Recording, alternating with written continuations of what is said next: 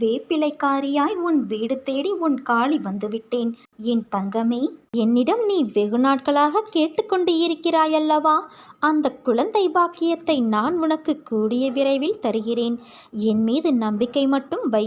கூடிய விரைவில் உன் முகத்தில் நான் சந்தோஷத்தை காணப்போகிறேன். உனக்காக நான் இருக்கிறேன். அப்படி இருக்கும்போது ஏன் இத்தனை கலக்கம் உனக்கு? உன் மனதை புரிந்து கொள்ளும் சக்தி படைத்தவன் நான் மட்டுமே. எத்தனை விஷயங்களை அதற்குள் புதைத்து கொண்டு நானும் சந்தோஷமாக இருக்கிறேன் என்று வெளியில் சிரித்த முகத்தோடு காட்சி கொடுக்க எவ்வளவு பிரயத்தனம் செய்கிறாய் என்பதை நான் மட்டுமே அறிவேன். என்னிடம் வந்து உட்கார். உன் மனக்குமுறல்களையெல்லாம் என்னிடம் மட்டுமே கொட்டு. நான் சொல்வது புரிகிறதல்லவா? உன் அன்னை, உன் தந்தையான என்னிடம் மட்டுமே கொட்டு. உன் தாய் தந்தையாக நான் இருக்கும்போது நீ இப்படி சோர்ந்து போகக்கூடாது. உன்னை என் இதயத்தில் வைத்து பாதுகாத்து கொண்டிருக்கிறேன். உன் ஒவ்வொரு வார்த்தையின் பொருளையும் என்னால் மட்டுமே புரிந்து கொள்ள முடியும். ஏனென்றால் நான் உன் தாய். தாயை தவிர தன் குழந்தையின் அசைவை யாராலும் உணர்ந்து கொள்ள முடியாது. எப்போதும் போல என் நாமத்தை உச்சரித்து கொண்டு நீ நிம்மதியாக இரு என் குழந்தையே. நான் இருக்கிறேன் உனக்கு.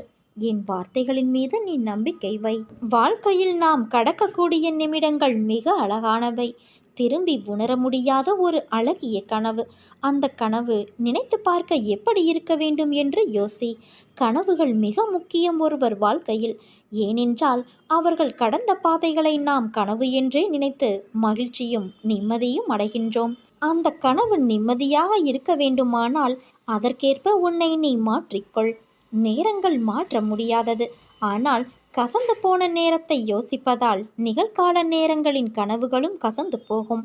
அதனால் வாழ்க்கையில் கனவு சூரியனின் உதயத்தின் போது எழுந்த வெளிச்சமாய் உன்னிடத்தில் இருக்கட்டும். அந்த வெளிச்சத்தின் கதவுகளை நான் உனக்காகவும் உன் குடும்பத்தினருக்கும் திறந்து வைத்துள்ளேன். வாழ்க்கையில் உள்ள என் பிள்ளையான உன் அனைத்து பொறுப்புகளும் என் பொறுப்புகள். நீ தைரியமாக இரு. பயப்படாதே. உன் வாழ்க்கை நல்லபடியாக நேர்கோட்டில் என் கண் பார்வையில்தான் உள்ளது. என் பரிபூரண அருளும் ஆசிர்வாதமும் அன்பும் பெற்ற என் செல்ல குழந்தை. உன்னை விட்டு நான் விலகுவதும் இல்லை.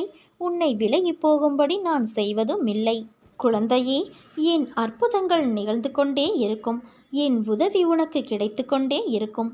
நான் செய்யும் உதவி அற்புதங்களாக வெளிப்பட்டு கொண்டே இருக்கும். உன்னை நோக்கி வரும் அனைத்துமே ஏற்கனவே நிர்ணயிக்கப்பட்டது.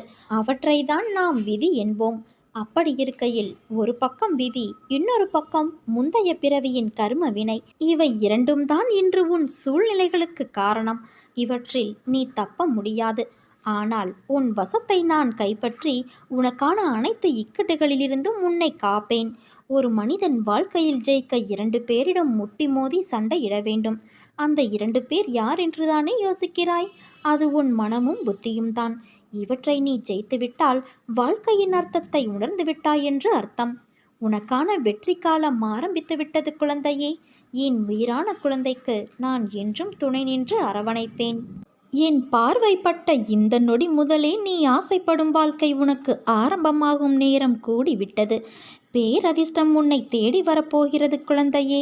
ஒரு பொருள் உனக்கு கிடைக்காவிட்டால் இது ஏன் உனக்கு கிடைக்கவில்லை, எதற்காக கிடைக்கவில்லை என்று யோசித்துப்பார். உன் எதிர்காலத்தை ஒப்பிட்டு யோசித்துப்பார். உன் போல இருந்தவர்களின் எதிர்காலம் இப்போது எப்படி இருக்கிறது என்பதை கேட்டு தெரிந்து கொண்டு யோசித்துப்பார். அப்போது காரண காரியம் உனக்கே புரியும். உன்னிடம் உள்ள பிரச்சனை என்ன தெரியுமா? உனக்கு தைரியம் கிடையாது, வைராக்கியம் கிடையாது. இருந்திருந்தால் உன் லட்சியத்தை நீ அடைய எப்போதோ முயற்சி செய்திருப்பாய். ஆனால் உன் தோல்வியை நினைத்து தாழ்வு மனப்பான்மை அடைந்து அதிலிருந்து தப்பிக்க பிரச்சனைகளை வளர்த்து கொண்டாய். நீ சொன்னதை நான் கேட்க வேண்டும் என்று அடம் பிடிக்கிறாயல்லவா? நான் சொல்வதையும் நீ கொஞ்சம் கேட்க வேண்டும் தானே? உன் எதிர்காலம் நன்றாக இருந்தால்தான் எனக்கு பெருமை. நீ வாழ்வாங்கு வாழ வேண்டும். நிச்சயம் வாழ்வாய். என் மனம் உனக்கு புரியும் என்று நான் நினைக்கின்றேன்.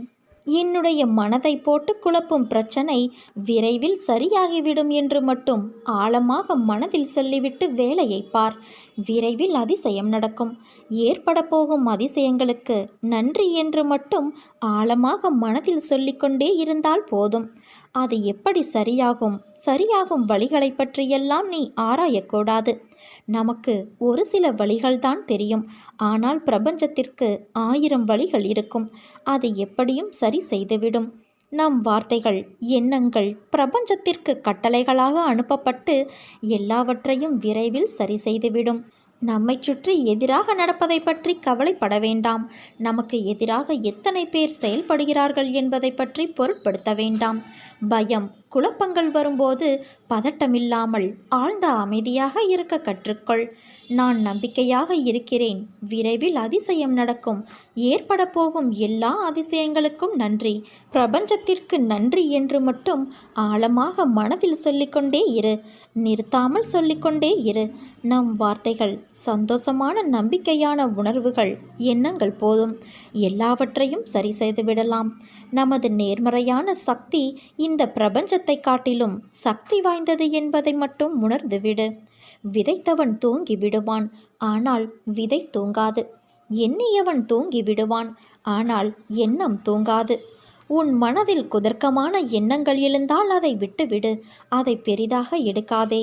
மனமும் புத்தியும் நமக்கு பாதி நண்பன், பாதி எதிரி. அதனால் அவற்றை என் பாதத்தில் வைத்துவிடு குழந்தையே. நான் பார்த்து கொள்கிறேன். நிறை குறை என எல்லோரிடமும் உண்டு. அதை திருத்த முயற்சி செய். இப்படி குறையோடு இருக்கிறோமே என்று வருத்தப்படாதே. நான் என்றும் உன்னோடு இருப்பேன். யார் என்னுடைய பக்தன் தெரியுமா?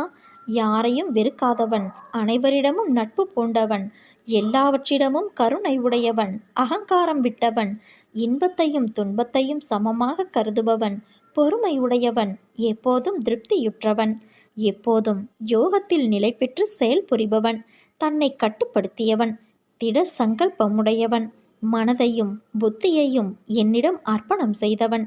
யார் பிறரை துன்புறுத்துவது இல்லையோ, யாரை பிறரால் துன்புறுத்த முடியாதோ, யார் மகிழ்ச்சி, கோபம், பயம், மனக்கிளர்ச்சி இவற்றிலிருந்து விடுபட்டவனோ, இத்தகையவனே எனக்கு பிரியமானவன். எதையும் சார்ந்திருக்காதவன், தூயவன், சுறுசுறுப்பு உடையவன், துன்பமோ இன்பமோ எது வந்தாலும் பொருட்படுத்தாதவன், எப்போதும் துயரப்படாதவன், தனக்கான எல்லா முயற்சிகளையும் விட்டவன், புகழ்ச்சி இகழ்ச்சியை சமமாக கொள்பவன், அமைதியாக இருப்பவன், ஆழ்ந்த சிந்தனையுடையவன், சிறிதே கிடைத்தாலும் அதில் திருப்தி கொள்பவன், உலகே தன் வீடாக இருப்பதால் தனக்கென்று வீடு இல்லாதவன், தன் கொள்கையில் உறுதி படைத்தவன். இத்தகையவன்தான் என் பக்தன். நிச்சயம் உன்னை நான் கரை சேர்ப்பேன். நானே கதி என்று இருக்கும் உன்னை எப்படி பாதையில் விடுவேன்? இன்னும் சிறிது காலத்தில் நீ எதிர்பார்த்தது உன் கையில் வந்து சேரும். நீ கவலைப்படாதே. நான் உன் முன்னேதான் அமர்ந்து கொண்டு இருக்கிறேன். உன் கோரிக்கைகளை கேட்டுக்கொண்டே இருக்கின்றேன்.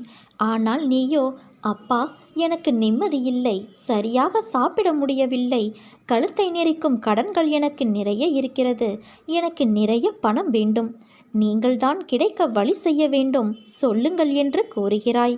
இதுதானே உன் கோரிக்கை? உனக்கு செய்யாமல் வேறு யாருக்கு நான் செய்ய போகிறேன்? ஆனால் வருவதற்கு முன்பு உனக்குள் இருக்கும் அகங்காரங்கள், அகந்தைகள், மமதைகள், ஆசைகள் இவை அனைத்தையும் தீ வைத்து எரித்து விட்டு வா. அஞ்ஞானத்தால் கட்டப்பட்டு தவித்து கொண்டு இருக்கிறாய். அதற்காக என்னை பரீட்சித்து பார்க்கிறாயா? நான் பாரபட்சமின்றி செய்பவன். யாருக்கும் பேதம் பிரித்து பார்க்க மாட்டேன். அனைவரும் என் பிள்ளைகள். உன் கர்ம பலன்கள் இப்படி உன்னை பேச வைக்கிறது. அது உன் தவறு இல்லை. ஆசைகளை தவிர்த்துவிடு. உன்னை தேடி அனைத்தும் வந்து நிற்கும். நம்பிக்கை வேண்டும். தைரியமாக எப்படி வாங்க முற்படுகிறாயோ அதை அடைப்பதற்கும் நான் வழி செய்வேன். உன்னை ஒருபோதும் கைவிட மாட்டேன். உன் வாழ்க்கையின் தரத்தை நான் உயர்த்தப் போகிறேன் குழந்தையே. நம்பிக்கையோடு இரு. நம்பிக்கைதான் வாழ்க்கை. ஒரு சில தினங்களில் நீயே நம்ப முடியாத பேரதிர்ஷ்டம் உன்னை தேடி வரும். பகவானின் பாதுகாப்பில் நீ இருக்கும்போது உன்னுடைய கர்மா வலுவிழந்து போகிறது. ஒன்றை எப்போதும் நினைவில் கொள். உன்னுடைய காரியங்கள் என் அருளால் சரியான நேரத்தில் கச்சிதமாக நல்லபடியாக நடக்கும். நாம் வாழ்வில் எதிர்பார்த்த காரியங்கள், வேலை, கல்வி, திருமணம், இன்னும் பல உள்ளன. அவைகள் தடைப்பட்டோ நடக்காமலோ போகலாம். அதற்காக சிறிதும் வருத்தப்பட தேவையில்லை குழந்தையே. என்னுடைய பிடியில் நீ இருக்கும்போது உன்னுடைய காரியத்தை நானே முன்னின்று நடத்துவேன். நீ நிகழ்காலத்தை மட்டுமே அறிவாய். ஆனால் நான் அனைத்தையும் அறிவேன். எதிர்காலத்தில் உனக்கு எது நன்மை விளைவிக்கும், எது நல்லது என்று எனக்கு மட்டுமே தெரியும். நீ வேண்டுவதையெல்லாம் நான் உனக்கு தருவது கிடையாது. உன்னுடைய கர்ம பலன்களை பொறுத்தே உன் செயல்களில் வெற்றியும் தோல்வியும் அமையும். எல்லாம் விதிப்படி என்று நீ கூறுவதும் இதைத்தான். ஆனால் மற்றவர்களுக்கும் என்னிடம் சரணடைந்தவர்களுக்கும் இங்குதான் வித்தியாசம் உள்ளது. என் பாதுகாப்பில் நீ இருக்கும்போது கர்மா வலுவிழந்து போகிறது. உனக்கு நடப்பவையெல்லாமே மறைந்து வேலை செய்யும் கர்ம வினைகளின் வானளாவிய ஓட்டம்தான். நான் செய்பவனும் அல்ல, செய்ய வைப்பவனும் அல்ல என்பதை உறுதியாக அறிந்து கொள். ஆனாலும் செய்யக்கூடிய சக்தி என் வாயிற்படியில் படுத்து கிடக்கிறது. எவன் தன்னுடைய அகங்காரத்தை அழித்துவிட்டு நன்றி நிறைந்த மனதோடு என் மீது தன் பாரத்தை போடுகிறானோ அவனுடைய படகு நிச்சயம் கரை சேர்ந்துவிடும். மாயை அதன் செயல்பாடுகள் இருந்தால் இருக்கட்டும். மாயை எனது பாதங்களில் சரணடைந்து என் ஆதீனத்திலேயே இருக்கும். என்னை எப்போதும் வணங்கும் என் அன்பு குழந்தை அருகில் கூட மாயை வராது. உன் துயரங்கள், வியாதிகள், கடன் சுமைகள் அனைத்தும் உன்னை விட்டு விலகும். கூடிய விரைவில் நீ விரும்பும் எண்ணங்கள் நிறைவேறும். செல்வம் பெருகும். உன் வளர்ச்சியையும் நீ மகிழ்ச்சியாக இருப்பதையும் பார்ப்பதற்கே நான் உன்னோடு வந்து கொண்டு இருக்கிறேன் குழந்தையே. துயரங்களின் தாக்கத்தை தாங்க முடியவில்லையே என்று புலம்பாதே. உன் பாரத்தின் பெரும் பகுதியை நான் உனக்காக சுமந்து கொண்டு இருக்கிறேன். உன்னை நான் எந்த நேரத்திலும் கைவிட மாட்டேன். உனக்காக நிழலாக நான் என்றும் ஏதோ ஒரு ரூபத்தில் உன்னோடு இருந்து உன்னை வழி நடத்துவேன்.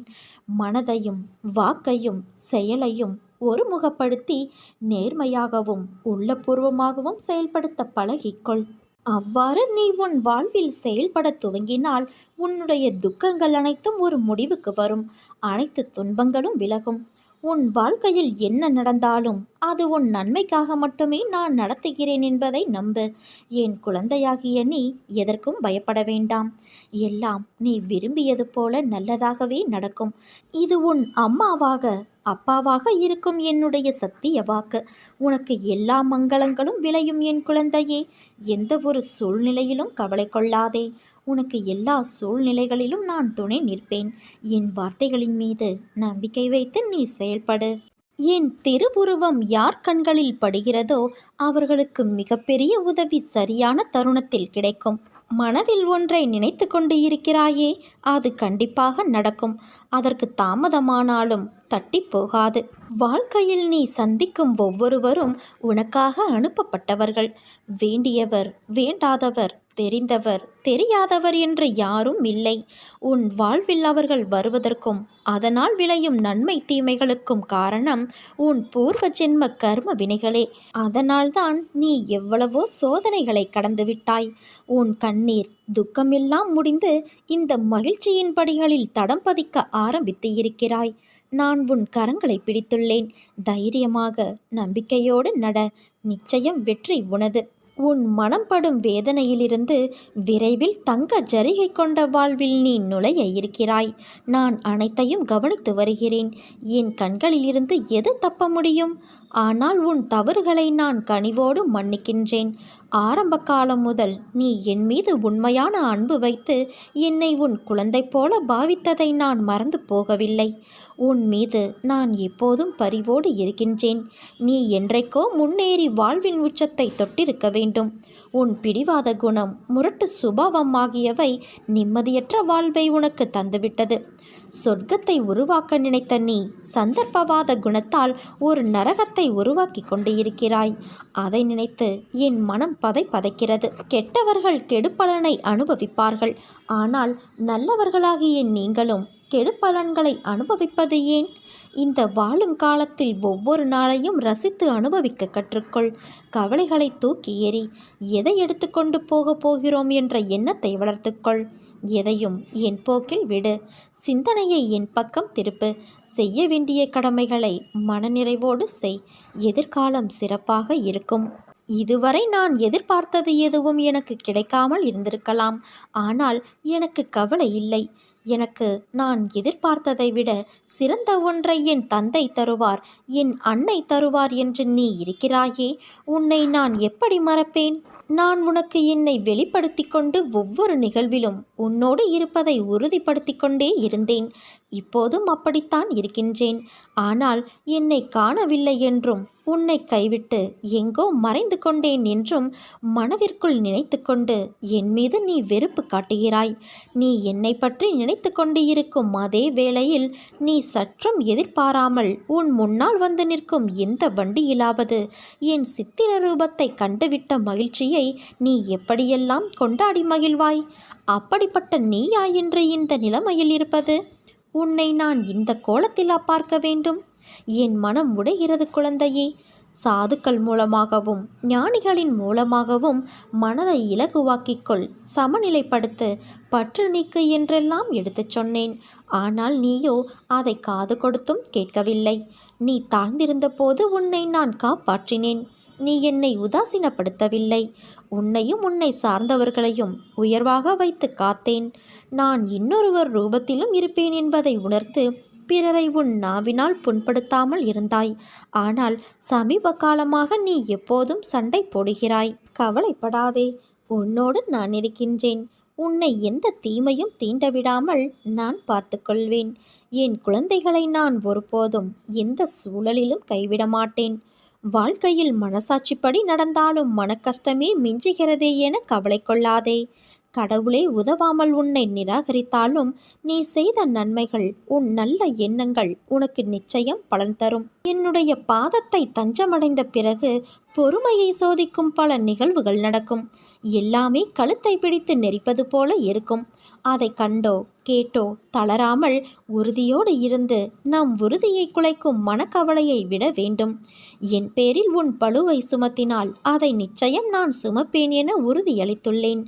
நான் இருக்க பயம் எதற்கு என்ற நான், என்னை நம்புகிறவன் என் வார்த்தையின் மேல் நம்பிக்கையை வைத்து தன் கவலையை விட்டுவிட வேண்டும்.